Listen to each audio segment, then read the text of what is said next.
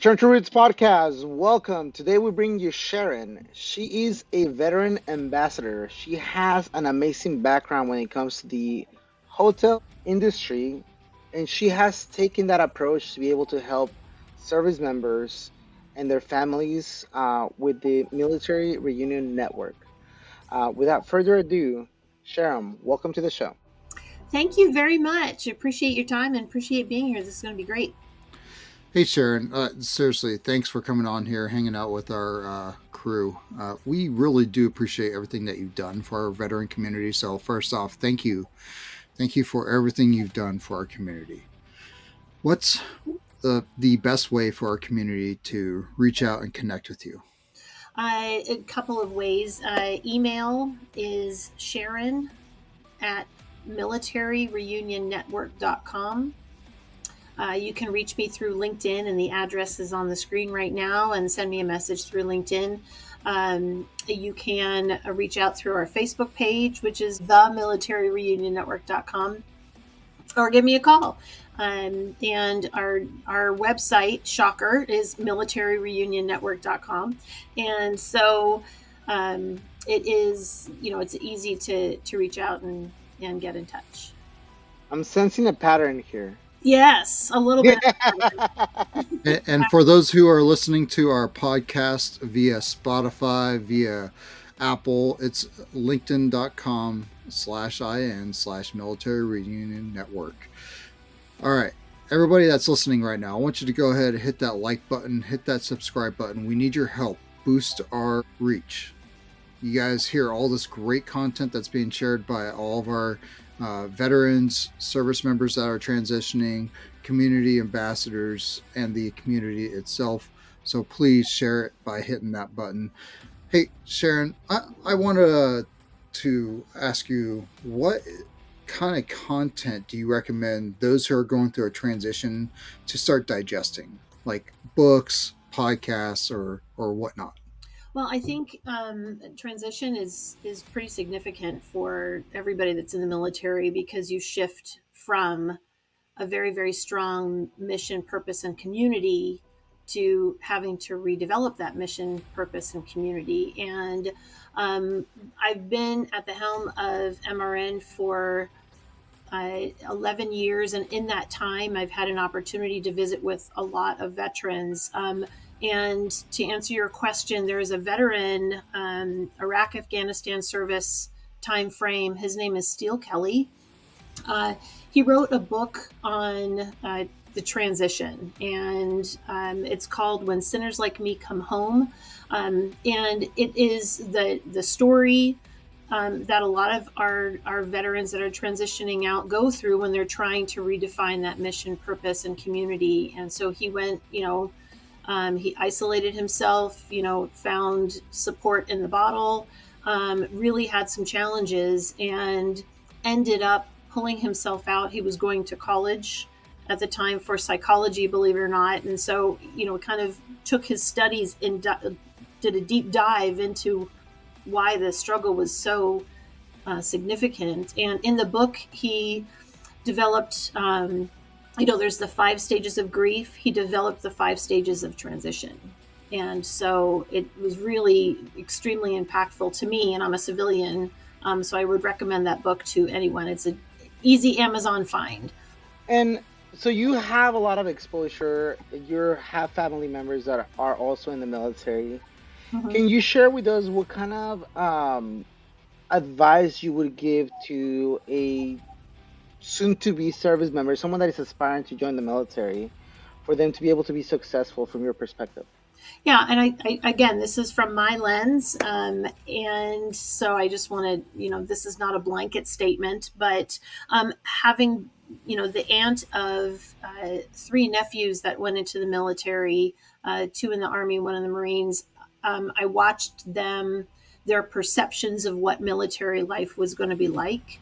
2 of them were in JROTC, so they had a very structured high school experience. And so transitioning into the military life, I think that there was a shift. It wasn't exactly what they expected, and so I think to have a little bit more of a for them, I know that in hindsight, to have um, a more realistic approach to what life would be like, to talk with veterans that have served, to talk with people that are serving before you go in, to really get the really good examples and the really good idea of what the day to day will be like would be really, really helpful. Okay. And then, so you started this veteran network, and since then you've talked to a lot of service members. What advice would you give, and how early would you tell them to start creating this network Um, as they're going through their process? Yeah, so I have to correct you. The company that I have that I run now has been around since 1991, and so I took the helm in 2013. So it's been around before I was involved with it. To, Yes. to answer your question, I know that when people transition out, that last 6 months, that last 8 months is just a barrage of information, and you're overloaded with the exit forms and exit interviews, for lack of a better term. You're bombarded with resources, and your family is also, how to find a job, how to write a resume, how, all of those support things, how to get involved with a VA, and to start navigating your benefits. So, from my lens and what I do, I for military reunions, for staying connected with your battle family, and this is generally what I'm focused on, um, to to have that incorporated. Start 6 months to a year after you get out, and just jump on Facebook and try to find some people and start that connection, because those connections, those battle family connections, can help you navigate the issues that are coming up as you transition out. Yeah, it's no secret to our listeners that transitioning is a difficult road, Yeah. and you kind of unplug from your identity of who you used to think you were, because we all identify with the uniform that we wore, with the rank tags, the warfare insignias, maybe not the medals, because a lot of us leaders tend to disassociate from all that, Hmm. but we go with the whole entire I'm a chief, I'm a captain, I'm a leader. That's, I'm a follower. Those things we identify as that. So I could really see where the military reunion network can really help veterans kind of reconnect into the community, the little tiny communities out there, or keep Hmm. connected with the people that have already transitioned, that are out there effectively hosting, get-togethers, healthy get-togethers where Right. people, you know, actually kind of check up on each other, and then networking and stuff like that. So that this sounds very admirable. The of the military reunion network. So I appreciate you even being a part of that. That's awesome. And to kind of explain a little bit further, our goal is to help you stay connected to your battle family, because both of you know, in your service, nobody understands you better than the people that served beside you. And Yes. so, I mean, those shared experiences are intensified because of what you have gone through in the time of your service. So, my goal is to help you start and maintain those connections for our recently transitioning military, and then for the OIF and the OEF, I want to say generation, for lack of a better term, to help those reunions kind of get solidified and in place.